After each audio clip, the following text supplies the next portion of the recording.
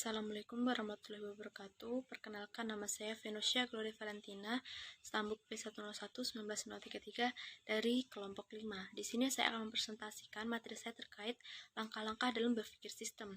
Jadi syarat awal untuk memulai berpikir sistem adalah adanya kesadaran untuk mengapresiasi dan memikirkan suatu kejadian sebagai sebuah sistem. Nah, sistem itu sendiri adalah keseluruhan interaksi antar unsur dari sebuah objek dalam batas lingkungan tertentu yang bekerja mencapai sebuah tujuan. Contoh kecilnya itu dalam tubuh kita sendiri, contohnya adalah otak, jantung, otot, dan lain-lain. Jadi, untuk berpikir sistem kita harus sadar untuk mengapresiasi dan memikirkan suatu kejadian sebagai sebuah hal yang saling berketerkaitan. Nah, langkah-langkah dalam berpikir sistem itu ada beberapa tahap. Yang pertama itu identifikasi proses menghasilkan kejadian nyata, yaitu mengungkapkan pemikiran tentang proses nyata yang menimbulkan kejadian nyata.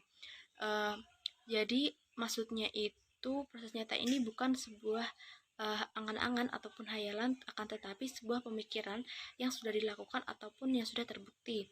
Yang kedua itu identifikasi kejadian diinginkan, yaitu memikirkan kejadian yang seharusnya, yang diinginkan, yang dituju, yang ditargetkan, ataupun yang direncanakan. Dalam hal yang seharusnya, yang diinginkan, yang dituju, yang ditargetkan, ataupun yang direncanakan ini merujuk kepada suatu waktu yang akan mendatang, atau kita sebut juga pandangan ke depan ataupun visi. Nah, visi ini sendiri harus layak dan dapat diterima. Layak itu artinya dapat diantisipasi untuk menjadi kenyataan, dan diterima itu tidak menimbulkan pertentangan. Yang ketiga adalah identifikasi mekanisme menutup kesenjangan, yaitu identifikasi mekanisme tentang dinamika variabel untuk mengisi kesenjangan antara kejadian nyata dengan aliran yang diinginkan. Nah, dinamika ini yaitu aliran informasi tentang keputusan-keputusan yang telah bekerja dalam sistem.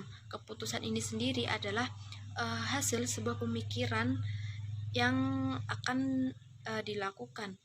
Nah, yang keempat itu identifikasi kesenjangan antara kejadian nyata dengan keinginan, yaitu masalah yang harus dipecahkan. Nah, kesenjangan itu masalah yang harus dipecahkan. Jadi masalah tersebut adalah nyata, bukan hayalan ataupun angan-angan. Yang terakhir itu analisis kebijakan, yaitu menyusun alternatif tindakan atau keputusan yang akan diambil untuk mempengaruhi proses nyata sebuah sistem dalam menciptakan kejadian nyata.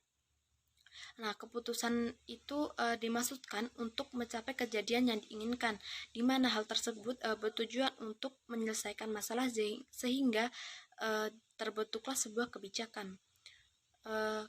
Itulah materi saya dapat menyimpulkan bahwa untuk berpikir sistem, kita harus sadar dan mengapresiasi serta memikirkan kejadian sebagai sebuah sistem. Dalam berpikir sistem terdapat 5 tahap. Yang pertama itu identifikasi proses menghasilkan kejadian nyata, identifikasi kejadian yang diinginkan, identifikasi kesenjangan antara kejadian kenyataan dengan keinginan, identifikasi dinamika menutup kesenjangan, dan analisis kebijakan. Sekian presentasi dari saya. Apabila ada kurangnya saya mohon maaf.